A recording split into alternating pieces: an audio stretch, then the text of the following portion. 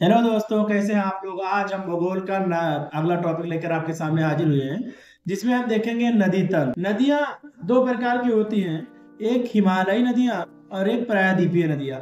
हिमालयी नदियां क्या होती है, इसमें हमेशा सालों भर पानी भरा रहता होता है, और क्योंकि इसका स्रोत हिमनद होता है, ये जो हिमालय से निकलते हैं या फिर बर्फ के पिघलने से जो नदियां होती हैं, यानी इसकी खासियत बात यही है कि ये सालों साल इसमें पानी रहते हैं। जबकि प्रायद्वीप नदियां होती, प्रायद्वीपीय नदियां जो होती हैं, इसका जो स्रोत होता है ये वर्षा जल होता है, और इसमें हमेशा पानी नहीं रहते हैं, जैसे कि गोदावरी, कृष्णा, कावेरी।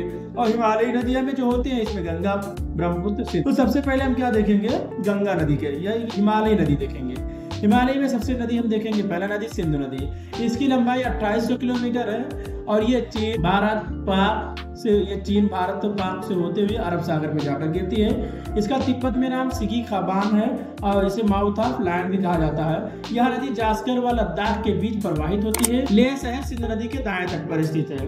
जो लेह शहर है ना, वो हमारा सिंधु नदी के दाएं तट पर स्थित है, और इसी को हम लोग क्या माउथ ऑफ लैंड बोलते हैं। सिंधु नदी जल समझौता जो है, ये 1960 में पाकिस्तान और भारत के बीच में हुआ था। इसमें ये समझौता हुआ था कि पाक जो है इसका 80% पानी यूज करेगा, जबकि भारत जो है इसका 20% पानी यूज करेगा। इस समझौता को वर्ल्ड बैंक द्वारा करवाया गया था 1960 में। जो द्वाब यानी दो नदियों के मध्य बहने वाले जो क्षेत्र को हम लोग द्वाब बोलते हैं, और जो द्वाब है उस निम्नलिखित द्वाब को हम देखेंगे। जैसे सिंध और झेलम के बीच जो द्वाब है वो सिंधु सागर द्वाब कहलाता है। झेलम और चिनाब के बीच में जो द्वाब है उसे हम लोग चांद द्वाब बोलते हैं या छठ द्वाब बोलते हैं। और चिनाब और रावी नदी के बीच में जो द्वाब है उसे रचना द्वाब बोलते हैं।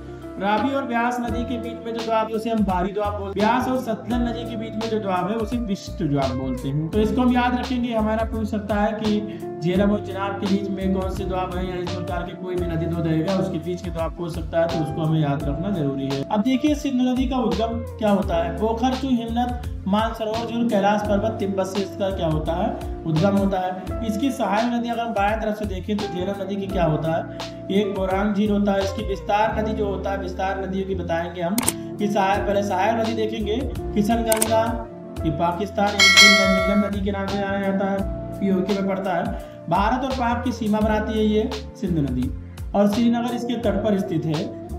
चिनाब नदी ये बड़ा लाचा लादरी से निकलता है, और ये सिंधु नदी की सबसे बड़ी लंबी सहायक नदी है। और ये इसके बाद हम देखेंगे कहाँ से, देखिए चंद्रा और इधर से भागा मिलकर के चंद्रभागा हिमाचल प्रदेश में बनती है, और यहीं से क्या होता है, चिनाब नदी का उद्गम हो जाता है। सहायक नदी देखेंगे सोहल प्लस और भियोट नदी। रावी नदी, ये नदी जो है रोहतांग दर्रा हिमाचल प्रदेश से निकलती है, और परसड़ी और इरावती इसी के नाम से जानते हैं। इसकी सहायक नदियाँ सोहन प्लस बेरा है। ब्यास नदी, इस ब्यास को हिमाचल प्रदेश से निकलती है, इसका बिपाशा के नाम से भी जानते हैं। यह नदी पाकिस्तान में नहीं जाती, भारत में ही सतलज से मिल जाती है। सहायक नदी इसकी देखेंगे तो वाष्प गंगा, तिथेल, पार्वती, ये सारी नदियां जो है इसकी सहायक नदी है। सबसे इम्पोर्टेंट नदी जो हमारी होगी वो गंगा नदी होगी, उसकी सहायक नदी हमें याद करना, तो आगे हम उसको गंगा नदी के बारे में पढ़ेंगे।